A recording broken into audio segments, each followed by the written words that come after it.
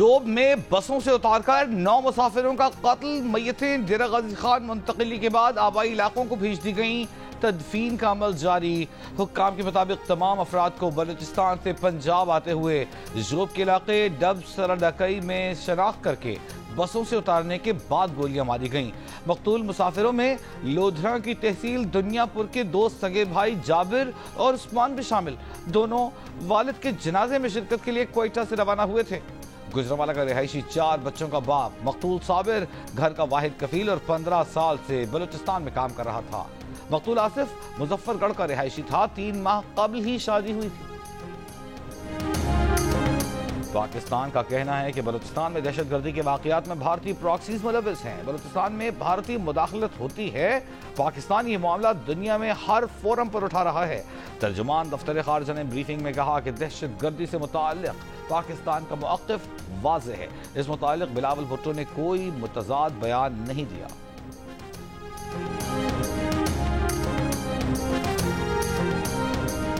نائب وزیر اعظم اسحاق ڈار کا کہنا ہے کہ Pak Bharat military to military ceasefire ٹھیک چل رہا ہے، مگر بھارت کی سیاسی قیادت سے یہ ہضم نہیں ہو رہا۔ دونوں ممالک کی فوجیں بھی پوزیشن بدل چکی ہیں۔ ہمارا میزائل پروگرام پاکستان کی ڈھال ہے۔ بھارت نہ پاکستان کا پانی روک سکتا ہے نہ رخ موڑ سکتا ہے۔ بھارت اب دنیا میں تنہائی کا شکار ہے۔ پہلگام واقعے کے بعد ہم نے پلوامہ کی طرح کا بیانیہ کامیاب نہیں ہونے دیا۔ کوالالمپور میں پاکستانی کمیونٹی کی تقریب سے خطاب، کہا کابل جا کر چائے پینے اور دہشت گردوں کے لیے سرحد کھولنے سے نقصان ہوا۔ پاکستان کو معاشی ترقی کی راہ پر ڈالنا ہمارا عزم ہے۔ ہم روایتی نہیں، اقتصادی سفارت کاری پر عمل پیرا ہے۔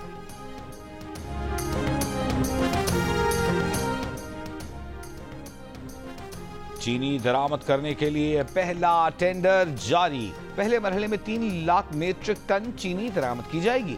دستاویز کے مطابق چینی درآمد کرنے کے لیے 25,000 ٹن سے کم کی بولی منظور نہیں کی جائے گی۔ چینی کی درآمد سرکاری سطح پر TCP کے ذریعے کی جا رہی ہے۔ چینی کی شپمنٹ کے بعد معائنہ لازمی قرار۔ حکومت نے چینی کی درآمد پر تمام ٹیکسز سے استثناء دیا ہے۔ چینی کی درآمد کے لیے انٹرنیشنل سپلائرز اور مینوفیکچررز سے 18 جولائی تک لفافہ بند بولیاں طلب۔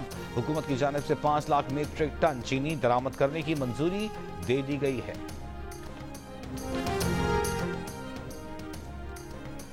ملک میں چینی مزید مہنگی۔ کراچی، اسلام آباد، راولپنڈی میں 1 کلو چینی 200 روپے کی ہو گئی۔ ادارہ شماریات کے مطابق ملک میں چینی کی اوسط قیمت 188 روپے 44 پیسے فی کلو ہو گئی۔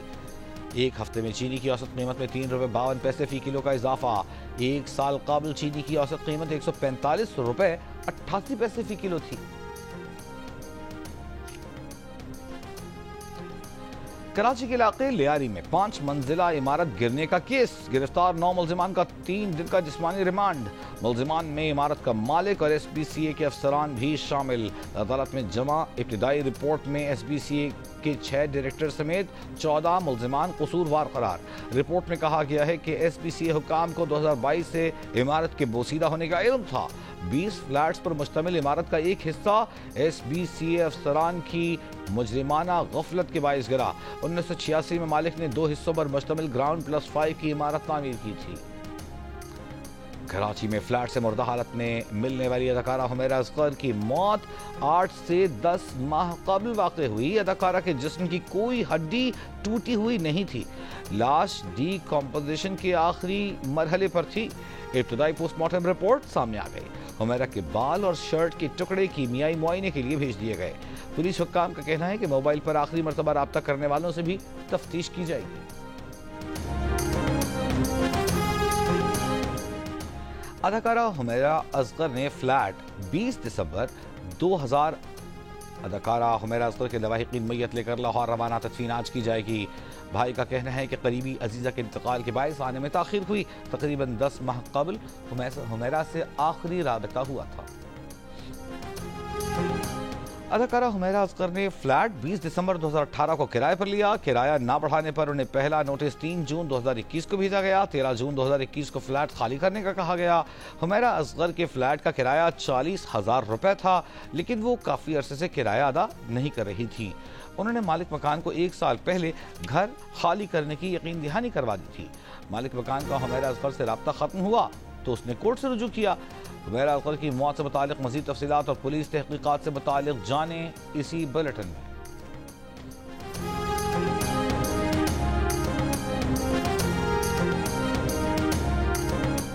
پنجاب اسمبلی میں معطل اپوزیشن ارکان کی اسپیکر پنجاب اسمبلی ملک محمد احمد سے ملاقات۔ اسپیکر اسمبلی کا حکومتی اور اپوزیشن اراکین کی مذاکرات کی تجویز کا خیر مقدم۔ حکومت اور اپوزیشن کا سینئر اراکین اسمبلی پر مشتمل کمیٹی تشکیل دینے پر اتفاق۔ پارلیمانی لیڈرز کی میٹنگ اتوار کے روز پنجاب اسمبلی میں ہوگی۔ پنجاب اسمبلی سیکریٹریٹ نے اعلامیہ جاری کر دیا۔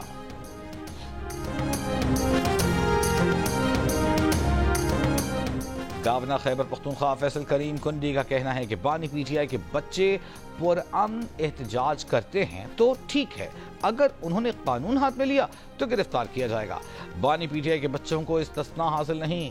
اگر پاکستانی شہریوں پر برطانیہ میں برطانوی قانون لاگو ہوگا تو برطانیہ کے شہریوں پر بھی پاکستان میں پاکستانی قانون کا اطلاق ہوگا۔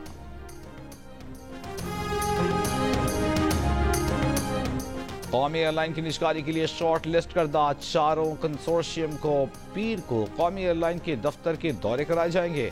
ذرائع کے مطابق کنسورشیم کے نمائندوں کو ایئر لائن ملازمین، آمدن، طیاروں اور ڈومیسٹک اور انٹرنیشنل روٹ سے متعلق بریفنگ دی جائے گی۔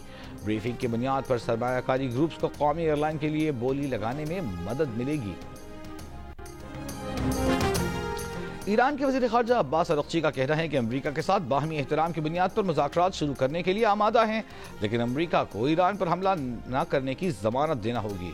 فرانسیسی اخبار کو انٹرویو میں انہوں نے کہا کہ امریکہ اپنی غلطیوں کی ذمہ داری قبول کرے۔ حالیہ حملوں سے ایران کی جوہری تنصیبات کو نقصان پہنچا ہے۔ ایران کو جوہری تنصیبات پر نقصان کے تخمینے کے بعد معاوضہ طلب کرنے کا حق حاصل ہے۔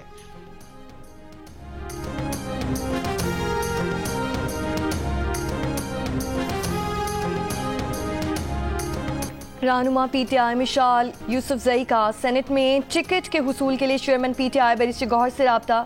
ذرائع کے مطابق مشال یوسفزئی نے دعویٰ کیا کہ بانی پی ٹی آئی کی ہدایت ہے وہ سینٹ الیکشن کے لیے کاغذات جمع کروائیں۔ بیرسٹر گوہر کی مشال یوسفزئی کے دعوے کی تردید کہا، بانی پی ٹی آئی نے کسی کو بھی سینٹ کا ٹکٹ دینے کا نہیں کہا۔